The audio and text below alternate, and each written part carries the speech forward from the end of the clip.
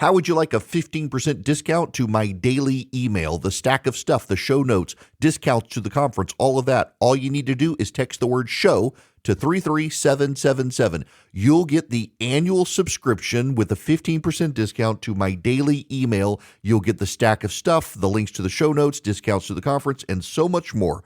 All you have to do is text the word show, SHOW, to 33777. Text show to 33777.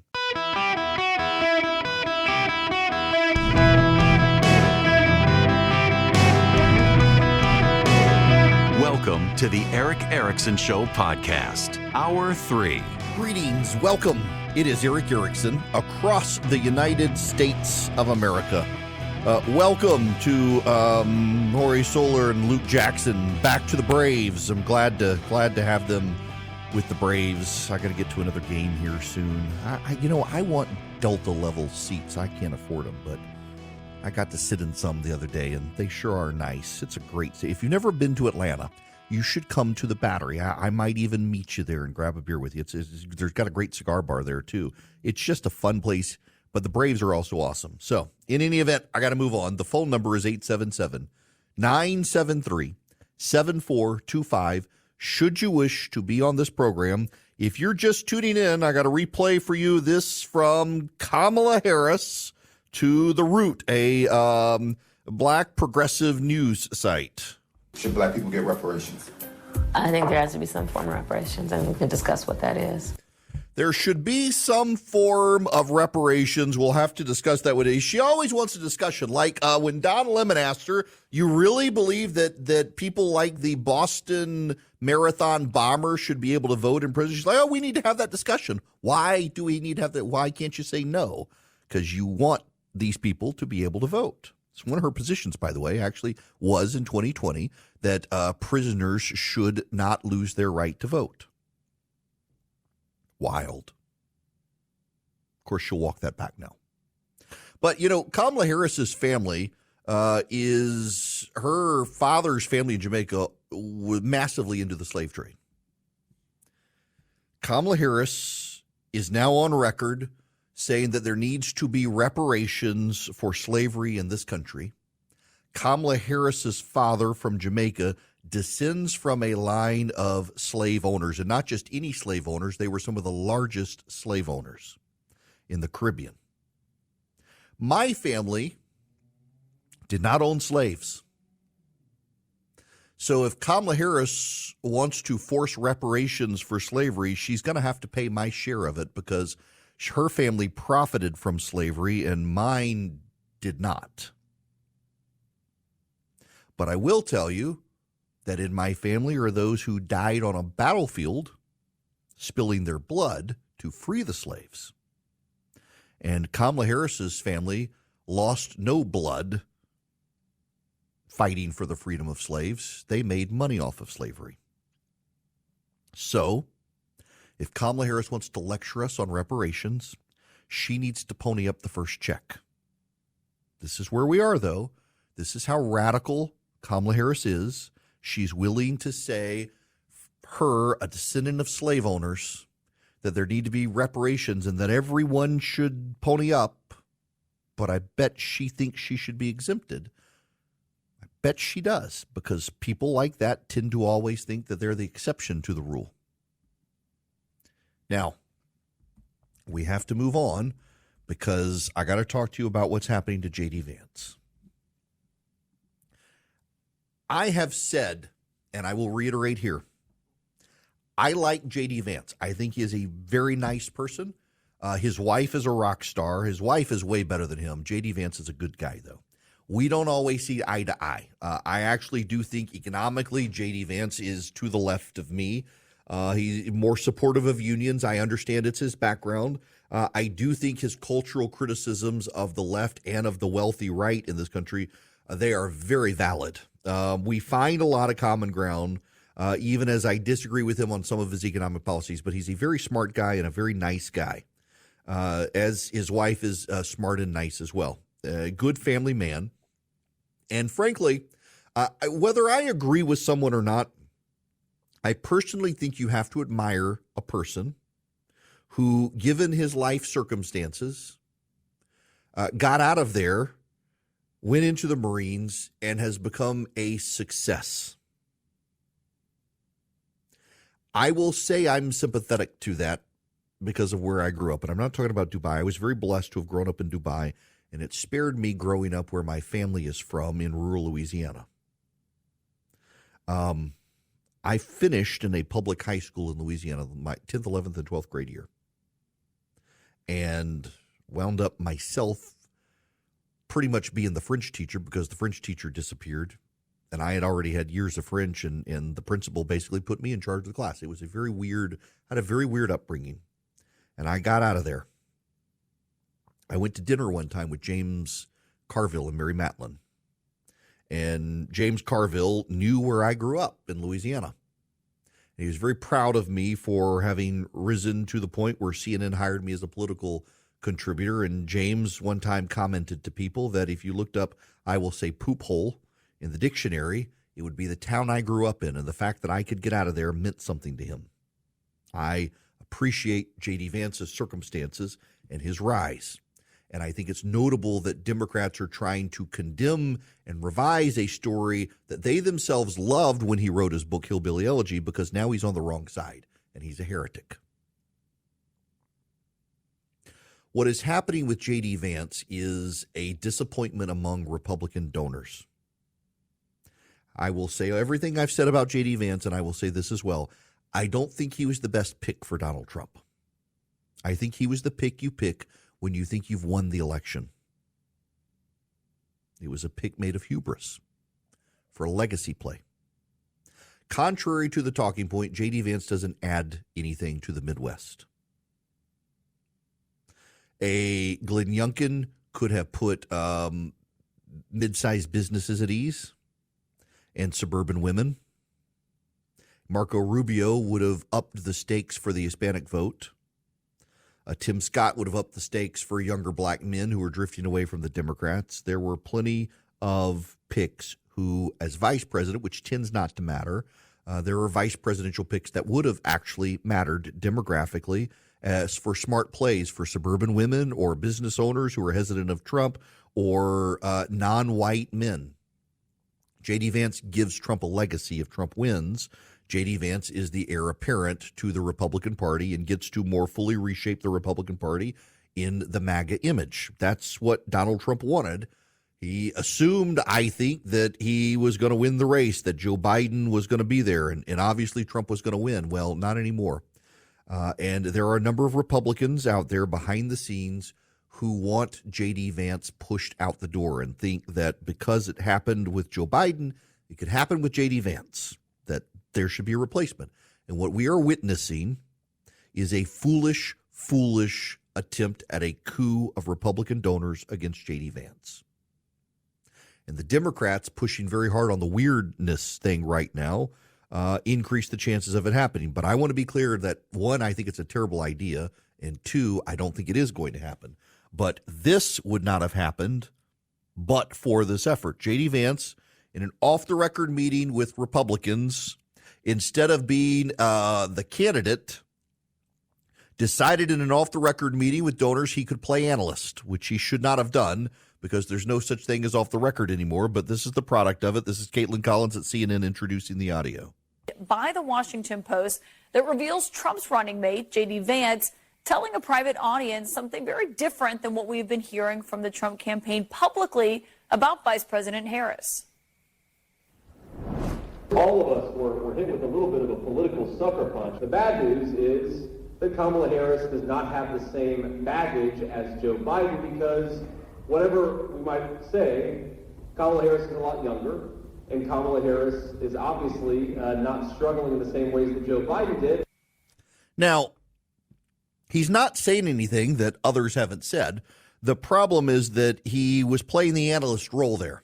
He was trying to be objective, play it straight with this group of people, as opposed to being the always-on candidate, always taking the party line that she's just as bad as him. I appreciate his candor and honesty. What I note is that it leaked. It would not have leaked but for someone wanting to sabotage J.D. Vance. He was supposedly with a group of loyalists. He was supposedly with a group supporting him and Trump. And instead, it leaked in a way designed to make him look like he was honestly undermining his campaign.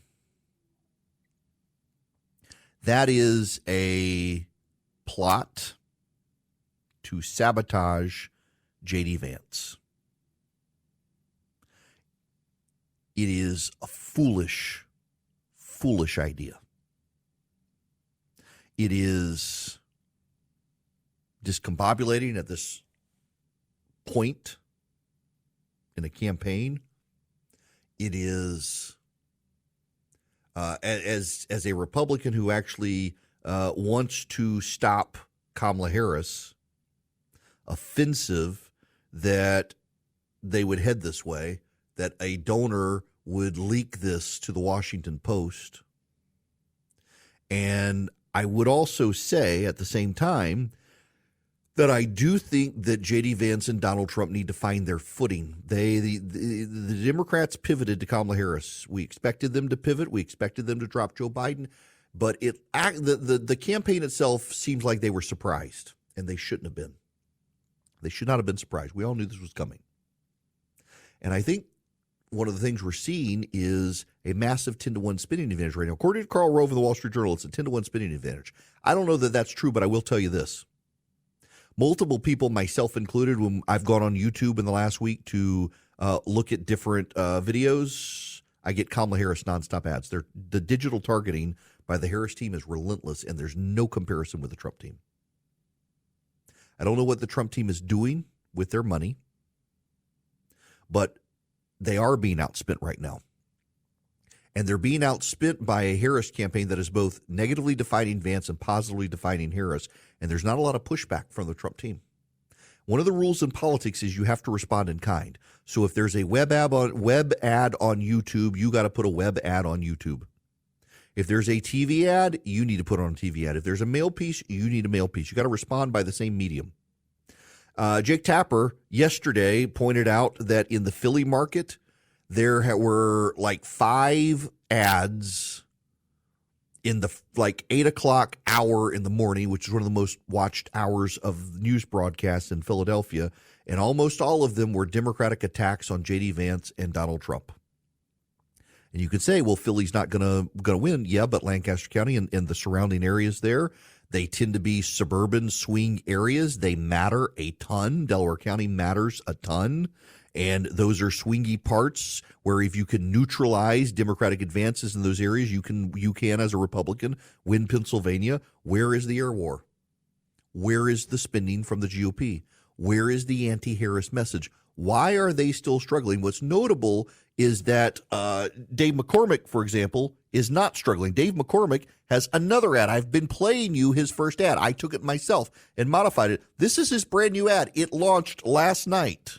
An undocumented immigrant is not a criminal. These are God's children. These aren't just throwaways.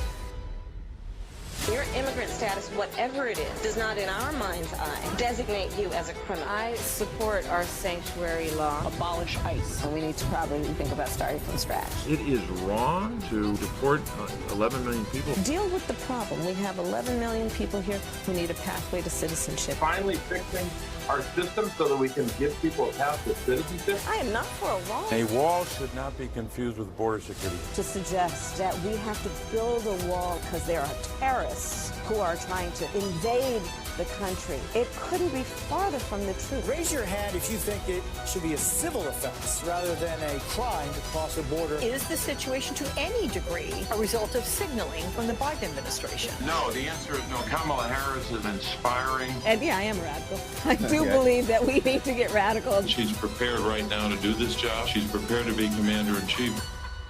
And yeah, I am radical. We need to get radical. That's Dave McCormick's newest ad. It dropped last night. He's launched 2 attack ads on Kamala Harris, defining her in her own words and tying her to Bob Casey. And I haven't seen anything from the Trump campaign. What I've seen is Republican donors leaking off-the-record audio of J.D. Vance trying to scuttle him. The Republicans now are the ones tearing themselves apart at a time they used to have maximum unity against the Democrats. We need to get that unity back. The Vance-Trump ticket is a good ticket that can advance, but we need to start firing on all cylinders or we're going to lose this race, and it's very winnable, and right now we're still winning. We're still winning, but that could change if we don't move fast. Hey, it's Emma Chamberlain. I designed these new glasses for Warby Parker, and I basically can't take them off. Like, I'm showering in them and sleeping in them. They're just that good. Go see them all at warbyparker.com. And you know what? Have a good day, too. Okay? All right? Bye.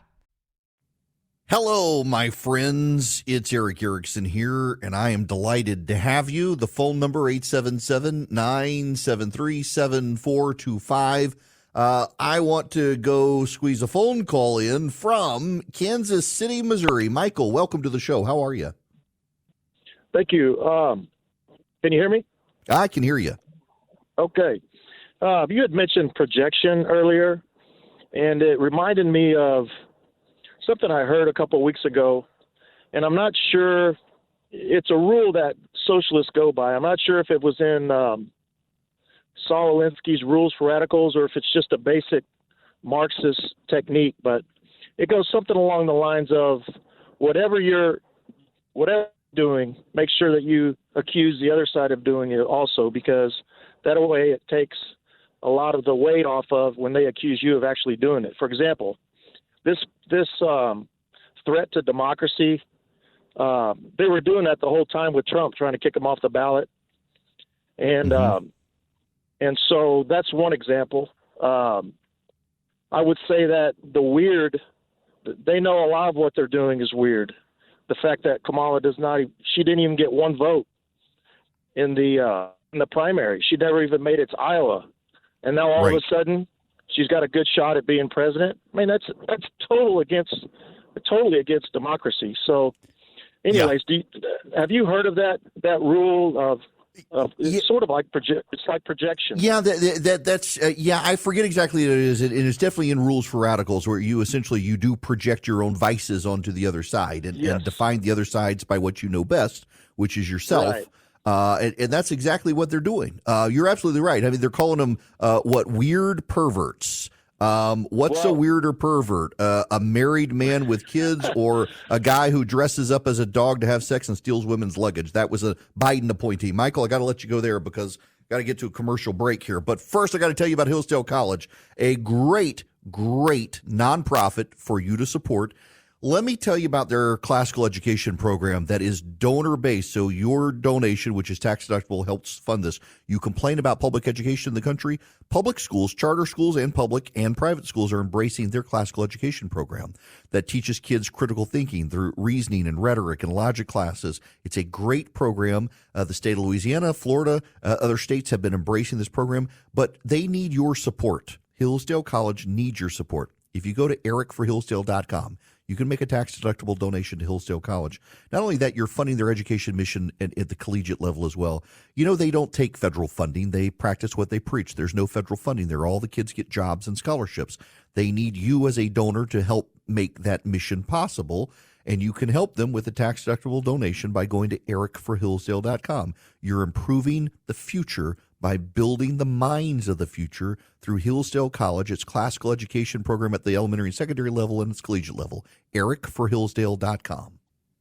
Welcome. It's Eric Erickson. The phone number, 877-973-7425. Should you wish to be on the program, I want to go to JT's phone call. Welcome to the show, JT. How are you? Hey, afternoon. How are you? Great. Yeah, it's been a while since last talk. I think it was around July 4th holiday, but it's been a minute. I have to tell you, Eric, you got me fired up, man. The situation with Venezuela, I was concerned that something like this would happen. And as you've been hammering the past day and a half, I think the Trump administration needs to really focus on this. They can throw this at Harris because it's going to ring around her neck from her and Biden. And again, too, it's something we're missing. This is going to affect us again. The southern border is going to get hit. Because I'm hearing those that aren't getting gunned down in the streets down there, they already said they're coming north, particularly here, the United States. So we're going to probably have to prepare for another influx of Venezuelan migrants, illegal immigrants. You got the Venezuelan gang in New York City robbing people, committing crimes, and it's like, it's a mess. And, of course, with China and Russia and Iran being in Venezuela aiding Maduro, it's just a mess. And I think you mentioned, too, you got the drama, all hell's breaking loose in Cuba now again. Mm-hmm. So, and, of course, Haiti with the gangs.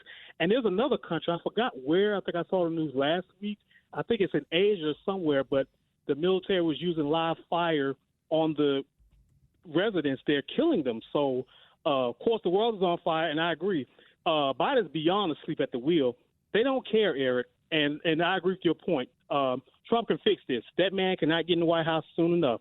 So foreign policy is a big bludgeon that should be thrown at Harris. It is. And Republicans tend to actually do well historically in elections in this country when it comes to foreign policy. Ronald Reagan was not necessarily liked because of his domestic policy proposals, but because people thought he really would take on the Soviet Union, which he did. I'm deeply concerned about the state of the world right now, and not just the state of the world, but the state of the world with the Biden administration's governance of the world. It's not stable. Not only is it not stable, but they don't seem to wish to do what needs to be done to not just keep us safe, but advance our sphere of influence in the world.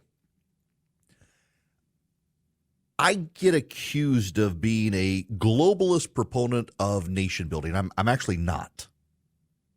I don't think we should build nations. There are, frankly, I think some nations that aren't cut out for democracy.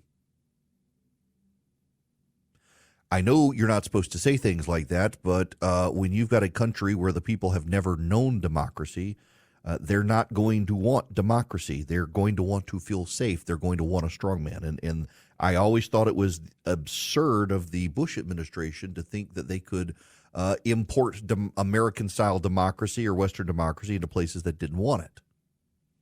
What I do think, though, is I'm also a realist. Every nation is going to have a leader. And I would prefer that a nation's leaders be friendly to the United States and not to our enemies. The Trump administration policies, I think, that are there now that are being advocated are too isolationist. That in the history of the world, a strong nation or two rises. And it will either be us or it will be some other country. And the world will align to that country's sphere of influence. Right now, we are the strongest nation. China wants it, but we're the strongest nation. And what does that mean for us? We get more favorable exchange rates. We get more favorable trade. We get more favorable treaties. We can roam the world more freely than other people in other countries. The world, we benefit by leading the world in ways that are sometimes intangible, and you don't appreciate them until they're gone. You, for example, as an American, do not appreciate how much more expensive everything in this country will be if suddenly we're having to go through a Chinese-based exchange rate instead of a dollar-based exchange rate in the world. Trade deals benefit the United States even when we're not the trading partners. We benefit through the use of the American exchange rate. It benefits us economically. If we decide, well, we're tired of leading now, someone else can have it, all of that goes away. I don't think we need to build nations.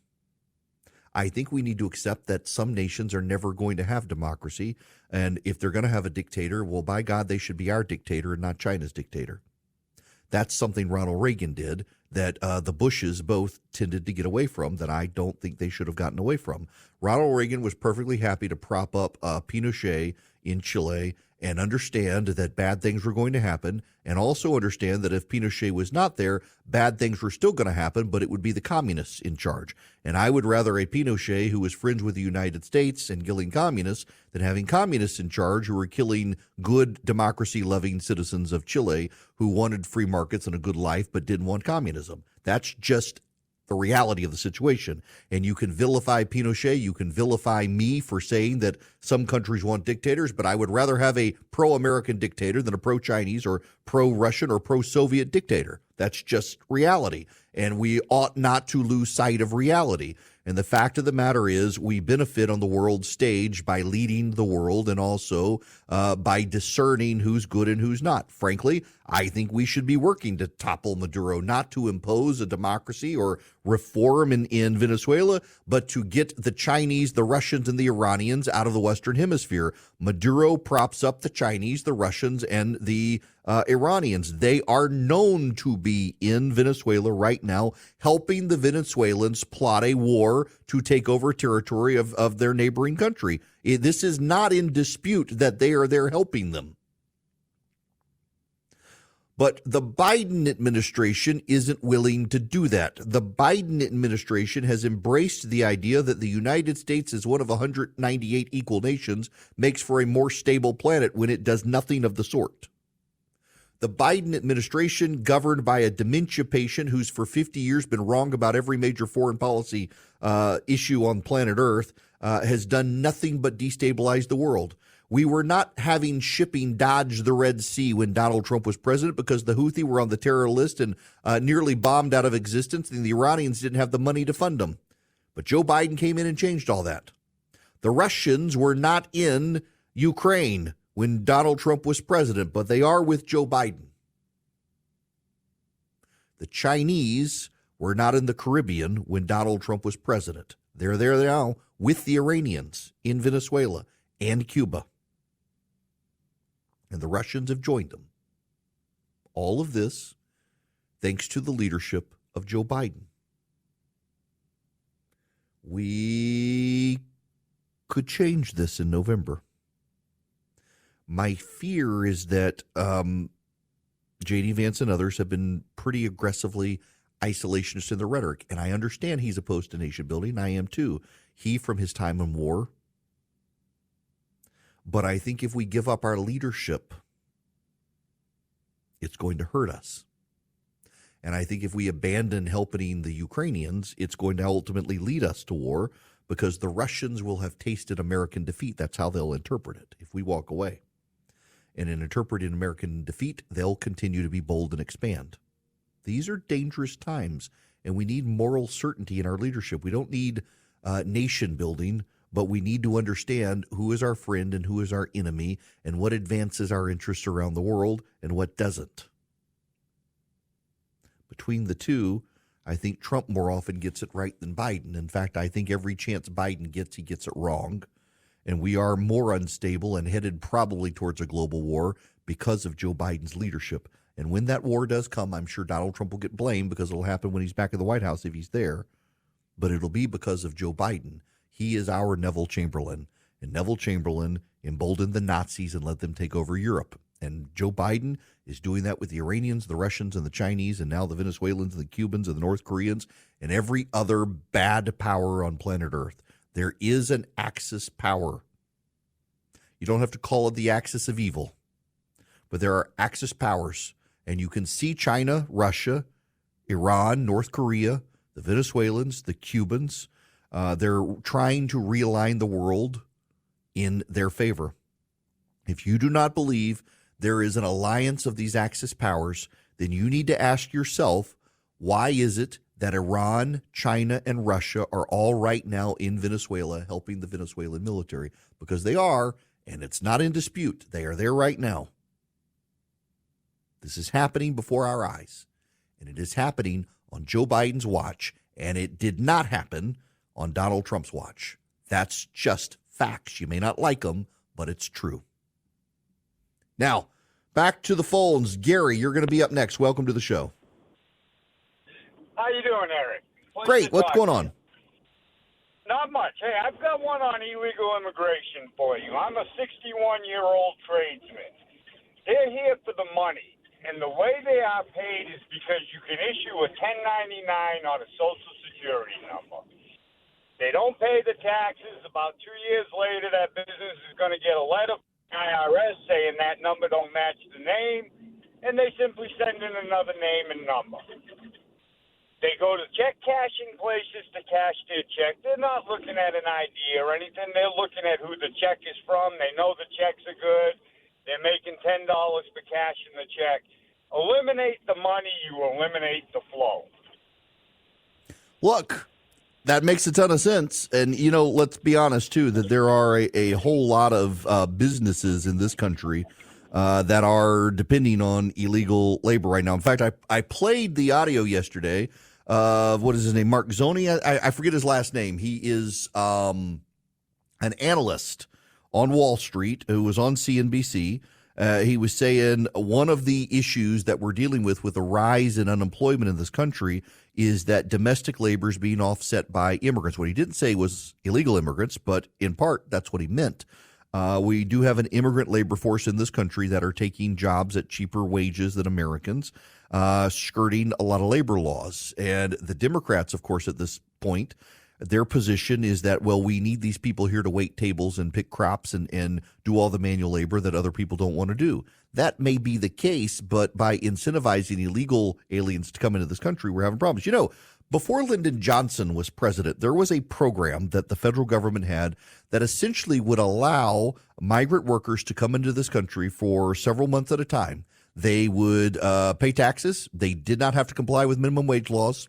And they would pick the crops and do the manual labor. They would be here for 4 or 5 months, and then they would have to go home for 6 or 7 months before they could come back. And it worked great. But the labor unions in the 1960s decided that it was taking jobs from Americans and demanded that that program go away. Here's the problem. When the program went away, then the unions decided that all their workers needed to be paid more money and get all sorts of benefits, and it drove up the cost so much that the farmers had to go back to migrant labor, and this time didn't have a program for legal migrant labor into this country. And Congress had to step in, provide more paths for legal migrant labor in this country, but never restored that program, and it's just incentivized a mass wave of illegal immigration. Because there are jobs that Americans will not do at the price that the farmers can afford to pay them to keep the price of groceries reasonable. It's our choice. The Democrats have decided to skirt the logic of this, just turn a blind eye to an open border, as opposed to establish a process by which we could have labor come into this country seasonally as migrants, do the work Americans don't want to do for so cheap, and then go home, except to do that would hurt labor unions. And so that's ultimately why we're in the situation we're in, because the Democrats are coddled by the labor unions, and they have to turn a blind eye to the illegal immigrants because they don't want to alienate the labor unions. We could solve this if we would stand up to the labor unions. And instead, the Republicans have decided they want to try to get in good with them. That's a problem. Now, Americans for Prosperity has been sounding the alarm about the border and about all the other issues in this country that could use some common sense conservative reform. They've got chapters in almost every state. If you want to get really educated about these issues, and be the smartest person in your circle of friends and learn how to approach your city council, your school board, your state legislature, and advocate for common sense solutions for families and small businesses and school choice and school reform, Americans for Prosperity, they can teach you how. They're really good. They're the largest grassroots operation in the country. They're the leading conservative operation on the right, at the grassroots level, in almost every state. Find your local chapter today at americansforprosperity.org. They'll even teach you how to be a door knocker for political season, where you can knock on doors and educate your neighbors about the issues and register them to vote and get them out to vote. americansforprosperity.org. americansforprosperity.org. Go sign up with AFP. Get involved in the election today. Get more informed as a conservative activist and learn how to advocate for conservative solutions with Americans for Prosperity. Hello there. Welcome. It is Eric Erickson here. Too late to call in. I am happy to have you otherwise. You'll just have to call back tomorrow. Y'all, there's been so much going on out there. All the political stuff that we have going on is just, I mean, what a surreal time to be alive, honestly, in American politics. And as a political junkie, I tend to love this stuff, but even I acknowledge I am starting to find it a little bit just tiring. It just seems to be a just nonstop cavalcade. For a while there, I was like, gosh, the news is so slow. I got to like find stuff to talk about. And now there's just never not something to talk about. And it tends to just get overwhelming. I want to spend time. I have to go through the audio because there was some language and I need to sort it. But there was a fiery hearing on Capitol Hill today about the Secret Service and the assassination attempt on Donald Trump. And I got to just note something. Only a few weekends ago, a former president of the United States and current major party nominee for president of the United States was very nearly assassinated by about a half inch. The left and the media in this country has worked very hard to not talk about it. In fact, Republicans have pointed out, and I want to do this just myself. I want to go to google.com, here live on the radio, assassination attempt on, we get President Truman, Reagan. Well, there we go. There's Donald Trump, Bob Marley, Lenin, Gerald Ford, Teddy Roosevelt. That comes up on me. If I do assassination,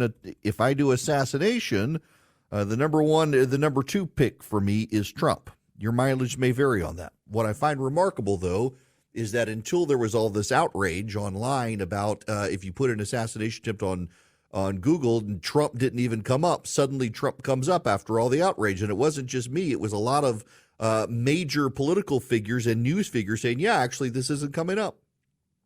Why don't they want to talk about it? Or when they do want to talk about it, they say, well, you know, the shooter was a registered Republican, so he was one of you people. We're only a few weeks away from a presidential candidate nearly getting his head blown off on live television. And the focus instead is on, is J.D. Vance weird? Notice none of the Democrats even want to talk about gun control. The only control the Democrats wanted to talk about was how the kid should have been a better shot. I mean, seriously, there are plenty of Democrats out there who were disappointed that Donald Trump isn't dead.